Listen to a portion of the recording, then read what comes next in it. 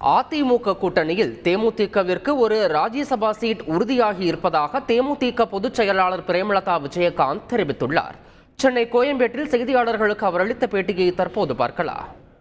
அனைத்து இந்திய அண்ணா திராவிட முன்னேற்ற கழகத்தை சேர்ந்த எதிர்க்கட்சி தலைவர் அண்ணன் பொதுச் செயலாளர் எடப்பாடியார் அவர்களும் மூத்த அமைச்சர் பெருமக்களும் கேப்டன் கோவிலுக்கு சென்று கேப்டனை தரிசிச்சுட்டு இங்கே கேப்டன் ரூமில் சிறிது நேரம் கலந்தாலோசனை செய்துவிட்டு ஒரு மரியாதை நிமித்தமாக இன்னைக்கு வந்துட்டு போயிருக்காங்க. வெத்தலைப்பாக்கு மாற்றி உறுதி செய்யப்பட்டுருச்சு. தேதி மட்டும் பின்னாடி உங்களுக்கு நாங்கள் அறிவிக்கிறோம். நான் ஒன்னொன்னா உங்களுக்கு சொல்றேன்.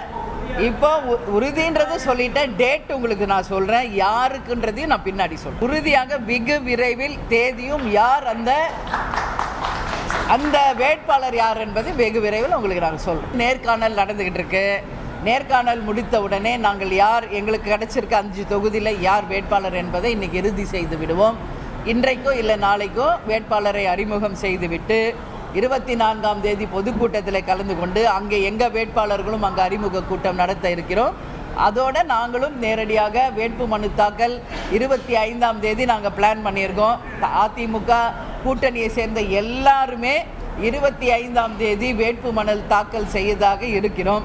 வேட்பு மனு தாக்கல் செய்தவுடனே எல்லோரும் களத்துக்கு சென்று தேர்தலுக்காக எங்கள் பிரச்சாரத்தை தொடங்க இருக்கிறோம். செய்திகளை உடனுக்குடன் தெரிந்து கொள்ள உடனே சப்ஸ்கிரைப் பண்ணுங்க.